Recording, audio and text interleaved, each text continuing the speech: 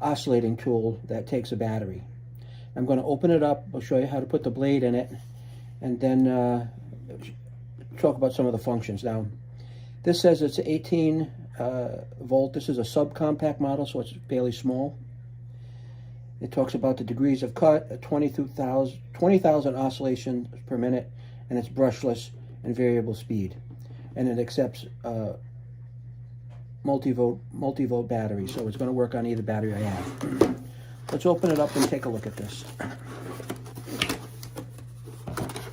All the instructions, and then here is the tool, and some other literature that they usually send along with you, but really who cares about that? Now in here there's a blade. It comes with one blade. This is what the blade looks like. I don't know too much about the blade, but this is what it looks like, okay? And it's a little innocuous how you actually get the blade on here, because when you take a look at this, it doesn't appear to fit. But it must fit somehow. So I looked up somebody else's video on how to do this, and I found out that there's a little collar on here to unlock it. And to do that, you push this, push it in or pull it out. What are we doing here? Oh, we take this handle. First of all, we take this handle and we move it all the way up. And it's a bit stiff, but it'll open all the way up. Then we lift this up and we rotate it. And that's supposed to be in the unlocked position, I believe. And then you'll be able to pull the center piece out, which has a screw on the end of it. But you'll be able to pull that out once you unlock this collar and undo this lever. So then, basically, you just put your blade on here where you want it to be. It can be in any position, right? But I'm just going to install it face forward.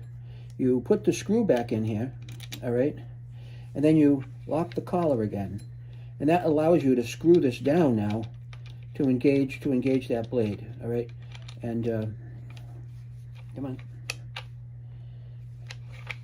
There we are. Just give me a second because this is brand new to me, all right?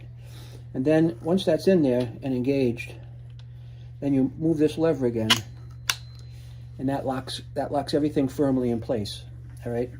Now I'm going to start off by trying the 18-volt battery, okay? This is the old 18-volt battery in here.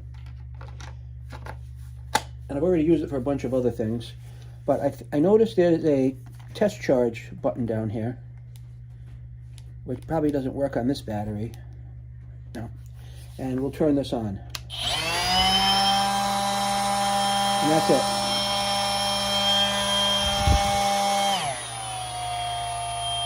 Now that's at number 1 position, 2, 3, 4, 5, and there's an automatic. You see on here there's an A for automatic. But obviously it works with my old battery here, and none the worse for wear. So at this point I'm going to take the old battery off, okay? 15 years old. It's already been used for about a week and a half on other projects with other tools, other Hitachi Metabo tools. And I'm going to put this 18-volt battery on here. Now, this is like the mother of all batteries, and it really changes the dimension of the tool. And the fact that it kind of matches all my other tools, and I can use the same battery with everything else, it's a beautiful thing. So when I test this, I see this battery test. There's probably some logic in this battery that the old 15-year-old plus battery didn't have. And also on the back of the battery, when we push this, we can tell that it's fully charged. But this will work no different than the lower end battery that I have, other than the fact that it will work a lot longer. Right, same adjustments.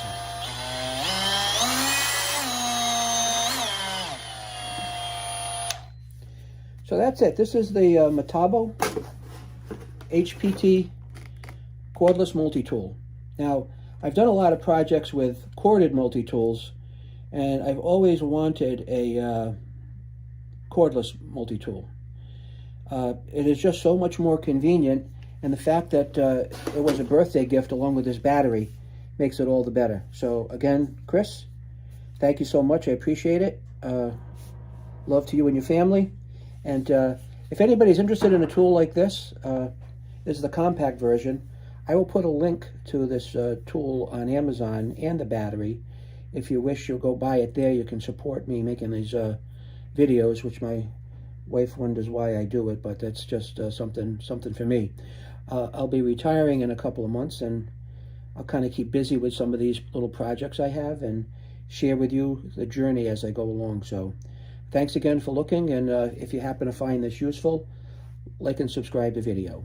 Take care.